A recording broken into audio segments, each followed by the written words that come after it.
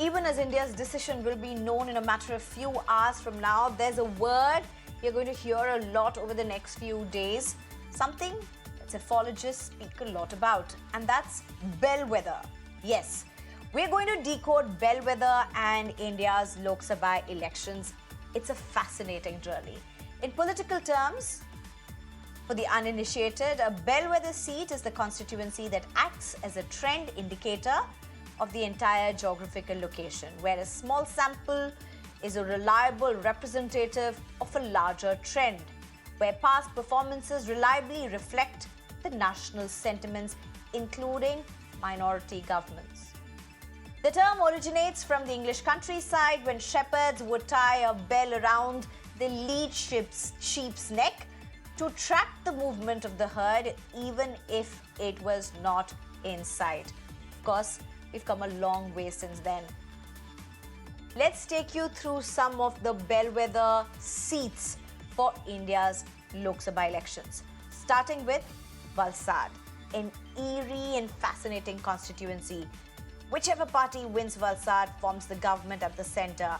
This has been the trend from the first Lok Sabha elections in 1952. This year, Valsad is the constituency that has seen the highest voting in Gujarat, so that'll be interesting to decipher what Valsad has voted for. In 2014, though, BJP's KC Patel had won. Narendra Modi then on to become the Prime Minister.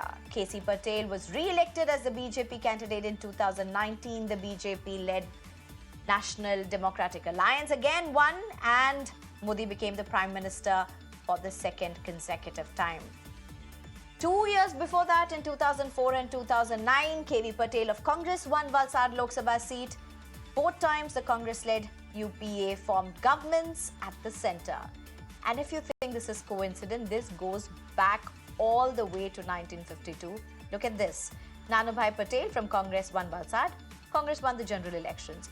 And then Nanubhai Patel quit the Congress and joined the Janata Party and won Valsad again. And Janata Party emerged victorious, and Morarji Desai of the Janata Party became the Prime Minister. This saga goes on. Let's look at a Bellwether seat in the south, a state that BJP seems to be, at least according to exit polls, making huge inroads in terms of vote share, as well as winning couple of seats. We are talking about Tamil Nadu. And the Bellwether seat in Tamil Nadu is Dharmapuri. Not many of you would have even heard of this constituency. Well, it's a closely fought battle in Dharmapuri, frankly speaking. In 2019, Dharmapuri got it wrong, as in it didn't live up to its Bellwether signage. DMK won Dharmapuri, but BJP went on to rule the centre, and Narendra Modi went on to be the Prime Minister for the second consecutive time. But that seems to be the only time when Dharmapuri voted in a way different from the larger trend. In 2014, PMK allied with the BJP, and Prime Minister Modi emerged as the Prime Minister for the first time. Incidentally, PMK is popularly also known as a Bellwether party because they just seem to know who to ally with. And that's why it created a lot of buzz when PMK realigned with the BJP this time. In 1998 and 1999, when the NDA held power at the centre, the PMK was in a poll or a pre-poll alliance with the BJP in 2004. When the UPA was in power, the PMK had sided with the Congress. When the PMK lost in 2009, the seat was won by the DMK, which was part of the Congress-led UPA. And then you have Delhi's very own Chandni Chowk, which appears isn't famous for its Daulat ki chaat alone, but also a very discerning electorate. In both 2014 and 2019, it was BJP that won the Lok Sabha seat from Chandni Chowk. Harshvardhan, a doctor by profession, was Chandni Chowk's representative in Parliament. He won the 2019 Lok Sabha elections from the constituency with 53% of the vote. But less than a year later, when Delhi voted in the assembly elections, all of the 10 assembly constituencies within the Chandni Chowk parliamentary constituency elected Aam Aadmi Party members. This is a fascinating trend But we'll have to look deeper to try and understand the various aspects of bellwether seats. Let me introduce my panel at this point. I'm being joined by Professor Madhav Nallapat, who's a political commentator, Madhavan Narayanan, who's a senior journalist, and also Ajay Umat, who's a group editor for Ahmedabad Mirror and Nav Gujarat Samay. Thank you very much, all three of you, for joining us. Of course, I'm sure all of you are as excited as anyone else in India for the election results that many of us would be, that all of us will get to know, in fact. But Mr. Ajay Umat, if I can come to you. Sir, how do you look at this bellwether phenomenon? I mean, you've covered Gujarat very closely. So I spoke about Valsad, but it's not just Valsad. You have other places also in Gujarat that are bellwethers. How much of a phenomenon really is this? Is it even fair to say that a constituency can really vote in line of what the country may really be expecting? Bharatiya Janata Party do believe that Valsad is a bellwether seat, and this time there was a lot of inside opposition about the candidature of Mr. Dhaval Patel, but he is choice of Prime Minister Narendra Modi. It was told by a BJP High Command instructed party president in Gujarat that this candidate is a Prime Minister's choice, and he wants Dhaval Patel only to contest. Though everybody from Valsad said that he is an outsider, but Prime Minister had personally gone for his canvassing. And on the other side, Priyanka Gandhi had also come for this particular seat in Gujarat, because both Congress and Bharatiya Janata Party, they believe that Valsad is a bellwether seat, and whoever win from this constituency, because this has not happened for one time, from 1957 to 1924, every time the candidate elected from Valsad, his party is coming to the power at center. Whether this has happened when Janata Dal, Morarji Desai, and this is, by the way, this is a birthplace of Morarji Desai, but Morarji Desai himself did not contest from Valsad, and he preferred Nanu Bhai to contest from Janata Party, and Morarji Desai contested from Surat because he said that no, Nanu Bhai would be a better candidate, and he didn't contest from this constituency. In this time, Prime Minister has chosen Mr. Dhaval Patel, and he is the most competent and most qualified candidate in Gujarat so far as educational qualification is concerned. He was working with IBM computers and with Accenture in US, UK, Europe, and other countries, and is a personal choice, and Prime Minister has selected him. So I'm sure that how much BJP is taking care of this kind of bellwether seat. That's interesting. Madhavan Narayanan, if I can come to you. Tamil Nadu, we spoke about Dharmapuri, but what's interesting for me to know is, do we journalists, ethologists would follow it very closely. We would look at, tomorrow when numbers come out, these would be some of the constituencies all of us would have our fingers on. We would be monitoring on the ground, getting the numbers to see which way it's going with some of these bellwether seats, as it were. But how closely do political parties really look at these bellwether states? Because when you look at the national discourse, you don't have a Dharmapuri being discussed. You don't have a Valsad being discussed. These are not the states that would garner the headlines, as it were, even though I must say it's interesting contests in all of these places, but it's not the headline stuff. How closely do political parties really look at bellwether states or seats? I'm going to have fun today, Sneha, talking to you with 50% humor and 50% very serious intellectual theory.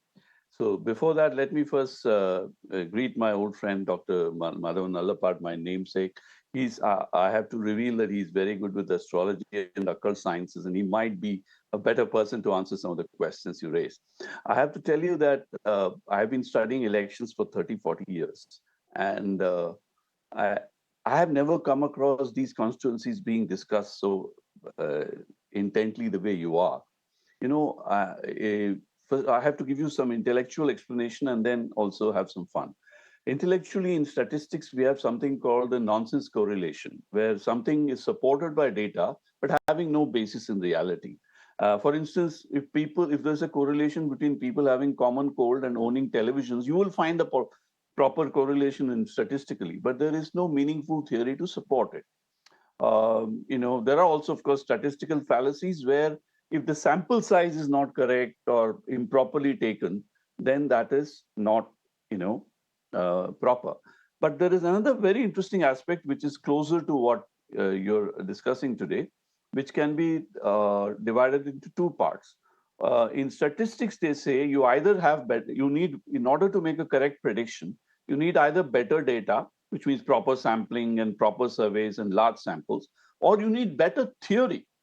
Better theory is something where, because of some underlying factor of which you're very aware, like a law of gravity, if you know the law of gravity, you know that apples will fall from trees everywhere in the world. So that is theory.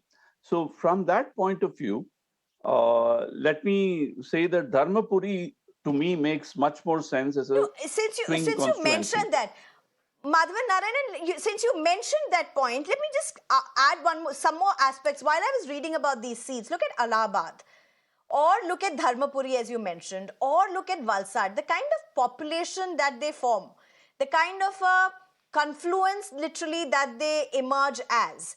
Is that the reflective factor?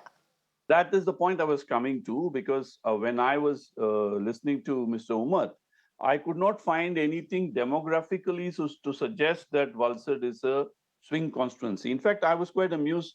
You used the word swing states. Now, swing states is a very American phenomenon in which, for a variety of reasons, you understand that certain swings can take place. Let me give you an example in India. For instance, if you take Karnataka, you will find that this time we are talking about exit polls showing BJP doing very well because they have gone very assiduously to woo the Lingayat community. So although Lingayats do not constitute officially any vote bank, you don't, but if you know which way the Lingayats are likely to swing, then it's easier to predict what will happen in Karnataka. Similarly, PMK is, if in a one-year community-dominated area like Dharmapuri, then because of his political sagacity and because, PMK, I call it the Paplu in the Tamil Nadu political rummy. You have a Paplu and a Joker, it can act. So it is significant enough to be wooed, but not significant enough to win on its own. But it always likes to pick the winner, and because you can have the gains of power. It used to be joked about, Dr. Nalapad might laugh with me on this, which is that when Ghulam Nabi Azad was in Congress, he was known as the Bellwether man because if there was a shift in the party inner politics, he will be the first one who will be able to sense it. So among journalist circles, we used to joke, Ghulam Nabi Azad, if he says something today, the party will shift towards that tomorrow. So some things are bet on what I call, depends on what I call sensors. Some things on better theory. You may call Ghulam Nabi Azad that, but you may not call Nitish Kumar that, even though he's been flipping and flopping. Yeah, but Nitish Kumar is a little bigger than 1 year, but, in terms of mentality, because he represents, it's very interesting. If you take Tamil Nadu, the Gaundars and the Tevars and the Nadars or in the south are dominant. So the 1 years being what they are, they like to go where the power shifts are going. Similarly, in Bihar, the Yadavs dominate. So there's always a community rivalry between the Yadavs and the Kurmis.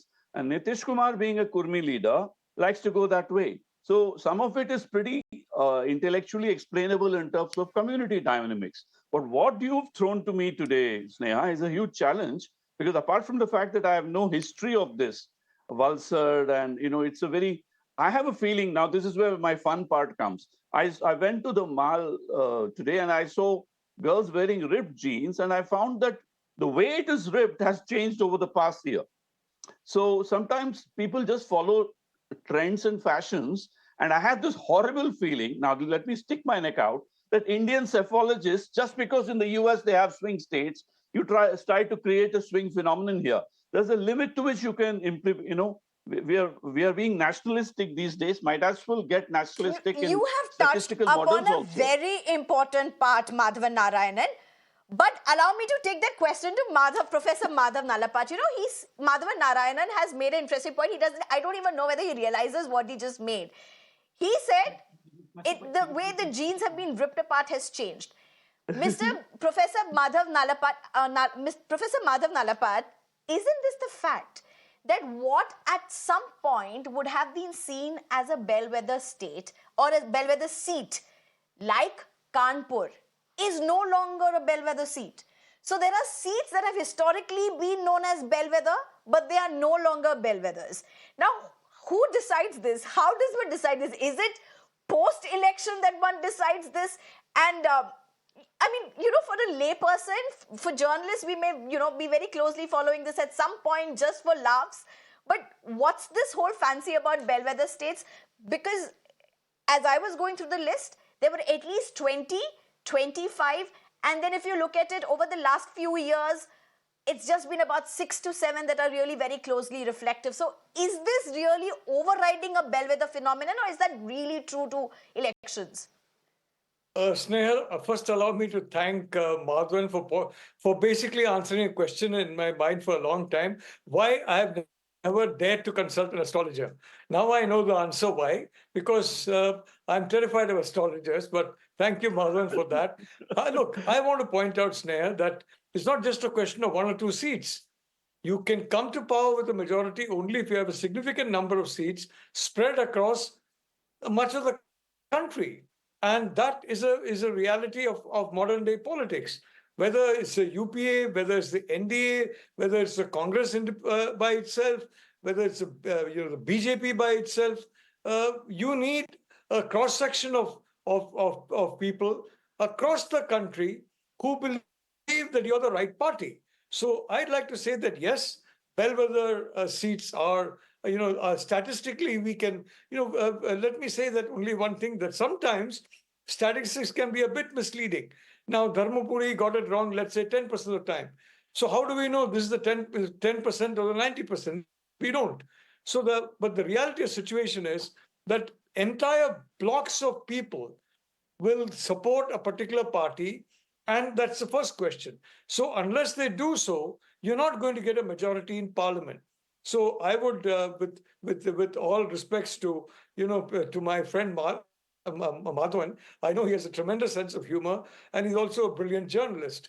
He combines both somehow. I don't know how, but it's a question of, there is no doubt that you may not have bellwether states, because states are entitled to make up their own mind. Your DMK may be wildly popular in one round and wildly unpopular in the second round. It need not always be the DMK or the ADMK, or of course today you have got a huge gamble by the Tamil Nadu BJP president, avoiding both the ADMK and the DMK. I personally believe ADMK should have been brought into the BJP fold, like they brought in Telugu Desam and Andhra. But obviously there are people there who believe, no Dravidian party, let's try our luck. That's the first point. Second point is, we can talk about caste, community, Lingayat, Vokaliga, you can talk about Kurmi, you can talk about Yadav, you can talk about Muslim, you can talk about Christian, you can talk about Hindu, Sikh, all these things. I just hope, Sneha, that there are citizens in this country who look beyond that. And I do believe there are, frankly. When you see the fact that all of us have friends across the spectrum, I think I can speak for all my friends on this panel. I can speak for, I'm sure, all your colleagues in Mirror now. We have got friends across the spectrum. And that means there's something beyond community, beyond caste. And that could also incentivize voting. And the last point, the question of who will be the prime minister.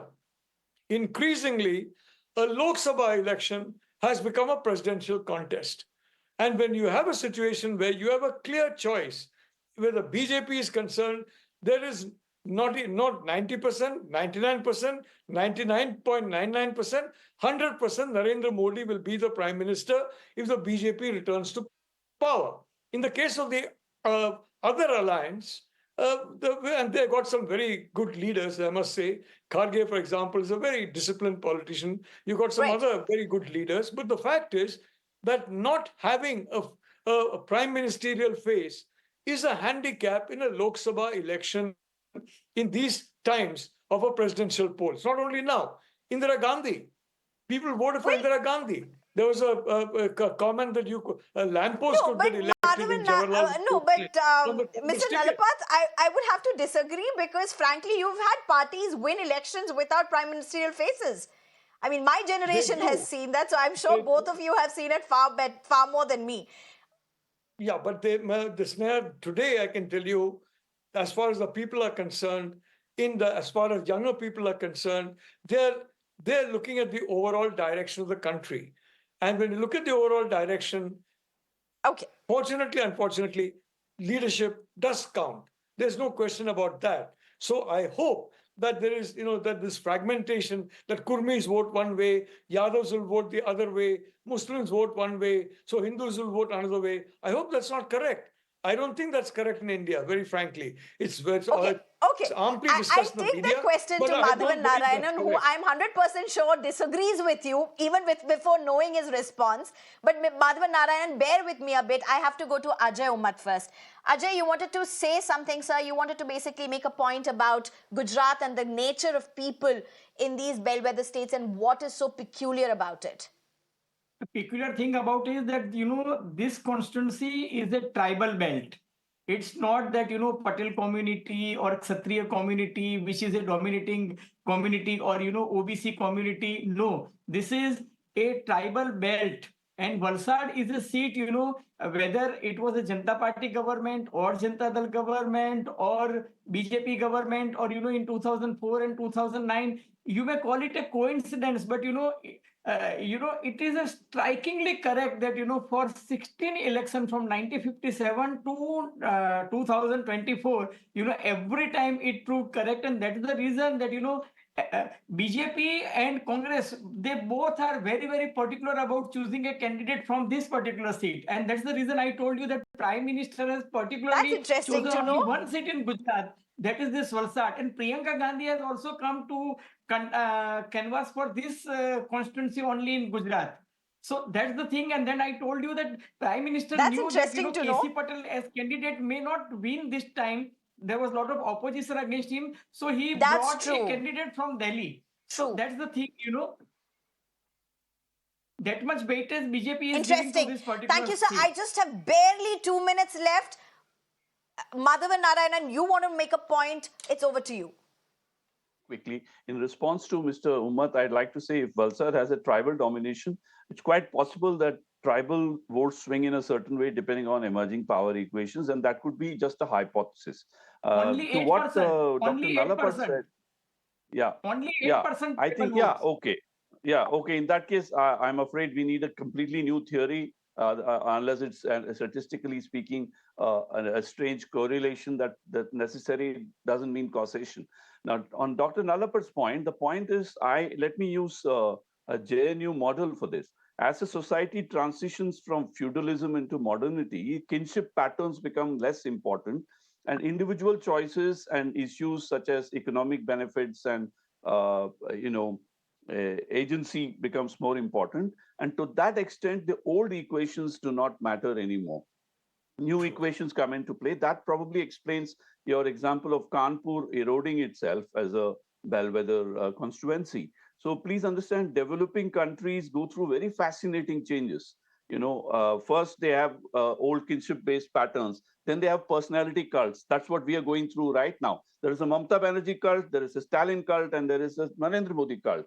Over a period of time, as the size of the middle class increases, more of social and economic issues come into play. And that is what is probably we are heading through. Right. We pass through a stage where there is authoritarian democracy. We are going through that phase right now. All right. So, I mean, we have a lot more to discuss, honestly. Not just about bellwether seats, but even very interesting contests that they are throwing up. But we have a lot of analysis to do tomorrow. So we'll leave that for tomorrow as we get to know the results. One thing is for sure, Indian elections has so many layers to it, so many possibilities, and it's only fascinating to see how the prism and perspectives work. Professor Madhav Nalapat, Madhavan Narayanan, as well as Ajay Umat, thank you very much, all three of you, for joining us on this show.